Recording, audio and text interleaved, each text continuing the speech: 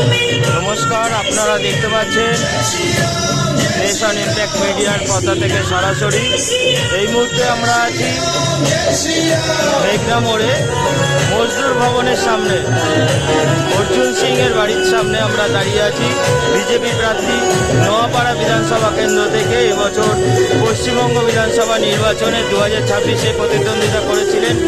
এখন পর্যন্ত যা খবর পাওয়া যাচ্ছে, অর্জুন সিং তার নিকটতম প্রতিদ্বন্দ্বী তৃণাঙ্কুর ভট্টাচার্য থেকে কয়েক হাজার ভোটে এগিয়ে রয়েছেন এবং প্রায় উনি ওনার বিজয় নিশ্চিত করেছেন।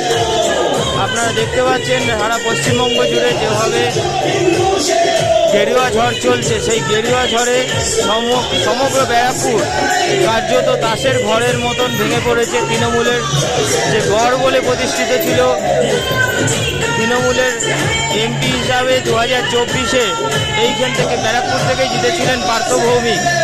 আজ 4 মে 2026 ব্যারাকপুরের প্রাক্তন এমপি শ্রী অর্জুন সিং যে চ্যালেঞ্জ নিয়েছিলেন যে পার্থ ভৌমিককে ব্যারাকপুরের যে গড়, পার্থ ভৌমিকের গড় বলে পরিচিত ছিল, সেই গড়কে তিনি তাসের ঘরের মতন ভেঙে দেবেন।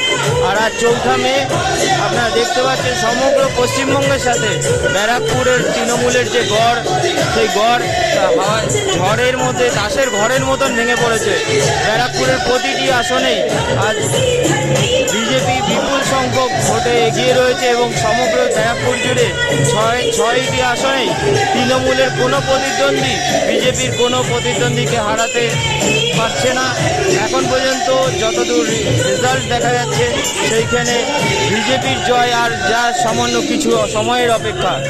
আর রাজ্যে বিজেপি সরকার গঠন আর বেশ কিছু সময়ের মধ্যেই আমরা দেখতে পাবো যে রাজ্যে নতুন সরকার গঠন হচ্ছে।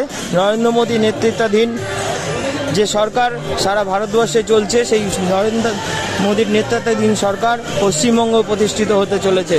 আর আশা রাখবো আমাদের প্রিয় জননেতা অর্জুন সিংও আগামী দিনে মন্ত্রিত্ব কোনো পদ পাবে, এই আশা রেখে মজদুর ভবনের সামনে থেকে নেশন ইম্প্যাক্ট মিডিয়ার নিউজ রিপোর্টার